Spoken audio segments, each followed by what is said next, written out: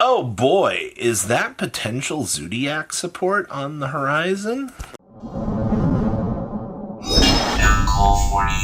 Now make sure you guys smash the crap out of that subscribe button so you guys don't miss out more. And welcome back to the rumor mill out here. So we're once again following patterns that Konami has left us out here as we watch things release in other regions. So starting off over here is Zodiac. So for those of you that haven't been paying attention, China is getting the Zodiac stuff all available in, what is it, quarter century, which is Trident and Whiptail, which the last time that this happened, you guys remember Gladiator Beast, right? Suddenly China got all of these announcements for all this Gladiator Beast stuff is getting imported now. And all of the alarms started sounding that there was Gladiator Beast support coming, and guess what we got? Gladiator Beast support.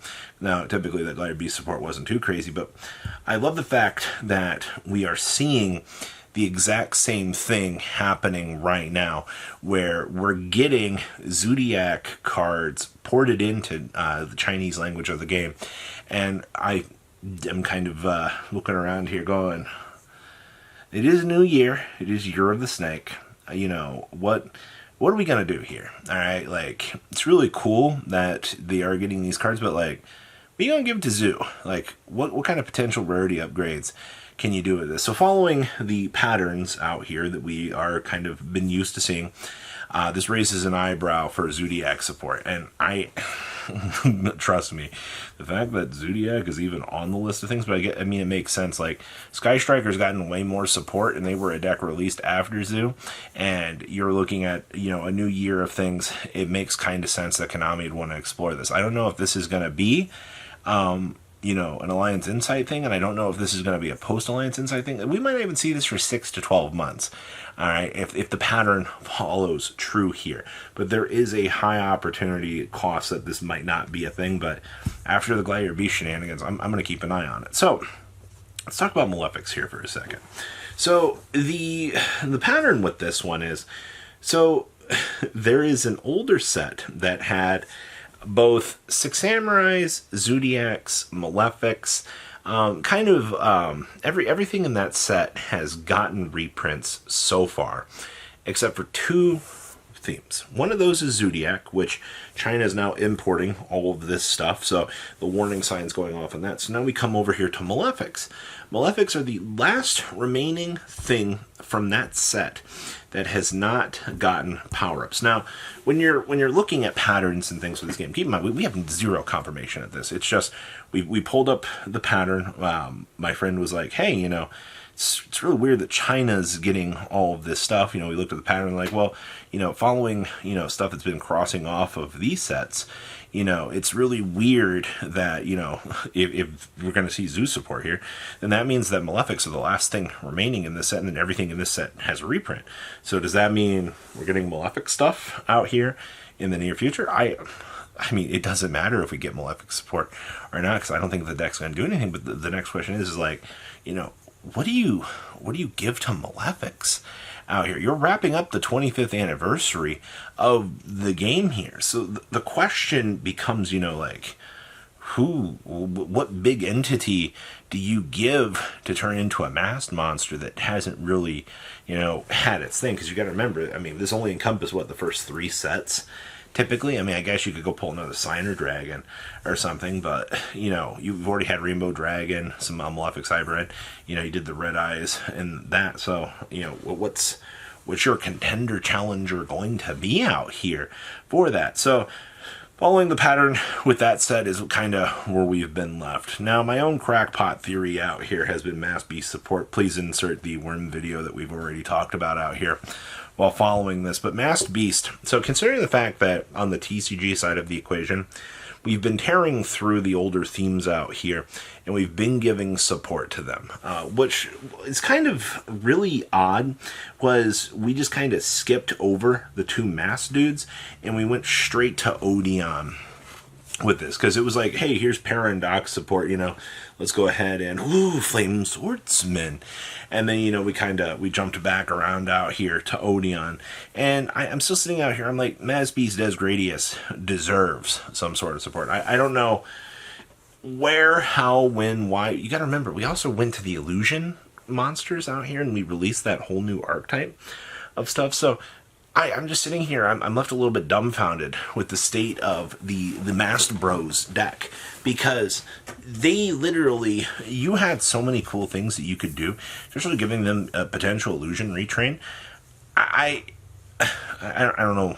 I don't know what's going around, or the thought process with this one. There's really nothing that you can pick up in the Masked Beast support that is really going to be a surefire, this is a good card to have for the future of the game. No, that's not really what Mask of Restrict is the best card. They have to do a complete and utter overhaul on this archetype in order to even try to make this into a viable thing. So, this is just on my personal sheet of things as we've been crossing off the Battle City and the early Yu-Gi-Oh support out here, kind of going through this. I'm still waiting for our Masked Beast support, and I don't really know how or when we'll get it. Probably 2027 at the rate we're going right now. Everybody kind of forgot about them. Burning Abyss support. This has, I think, been one of the longest outstanding rumors in the community. And by rumors, it's just, you've got some guy sitting in the back yelling, ooh, this Rise of, or Rage of the Abyss? Ooh, there's going to be Burning Abyss support in here. And you know what happened? We didn't get Burning Abyss support. So we fast forward up the food chain of every set out here, and it's been the same thing over and over again on this rumor is, don't worry guys, Burning Abyss support is coming. It's going to be in this set. After we've heard this for upwards to 4 years at this point, if not more, I hate to be the bearer of bad news. I do not think that there will be Burning Abyss support in this set. Though it is interesting to take note of this rumor resurfacing recently, because Dante Quarter Centuries were actually recently bumped up in price. Somebody went through, and I think they heard this rumor, and they're like, ooh, even if it doesn't get support right now, you've got to remember for future application that, they're not reprinting these QCRs. So even if, we get Burning Abyss support 2, 3 years, 4 or 5 years down the line out here, to say the least, those Quarter Century Dantes, which are a very important piece of the deck, will still maintain value. So I don't know if that's just a piece of the times out here, kind of following with that, but it's interesting that, you've still got the one guy in the back going, it's coming. They're shaking. They're like, it's coming. Don't worry. And it's like, come on, man. Like, it will eventually get support. Most things in Yu-Gi-Oh! Tend to get support, unless you're named Boojins. But, if your archetype's just been abysmally water for a while, you're not going to have that. So, kind of bouncing back and forth on that little pattern. That's the craziest one. And then future Bakura support. Now, this is interesting because this has to do with the TCG exclusives that are being ported into Supreme Darkness out here, because we got that new Dark Necrofear exclusive card, which kind of has had a couple people going, typically when you're making these sort of related cards out here, these are typically related to Bakura, of all things. So the fact that, we got some new fancy little zombie support out here, and granted, Bakura was more of a fiend-based strategy, but you're still kind of tied into the Egyptian side of things. With this, a few eyebrows have been going, it's kind of cool that, you're making this little bit of an iconic tie-in out here with this, and trying to make it seem like, there could be some Bakura support on the horizon. There's not really much you can do with that knowledge right now, to be honest with you, if that pattern does follow to be true.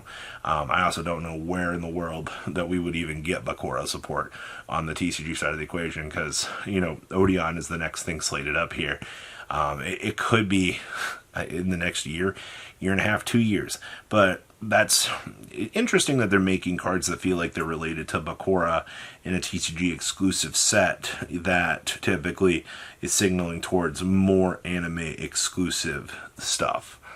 I love patterns in this game. So that's the rumor mill. The Burning Abyss thing is always comical to hear, but the Zodiac thing, though, and the pattern with Malefics right behind it is very interesting.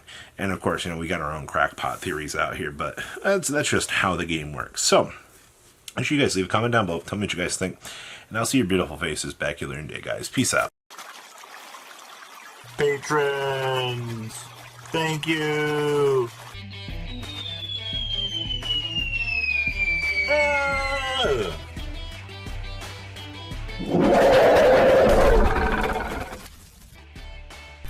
Thank you so much for watching. Check out these other videos.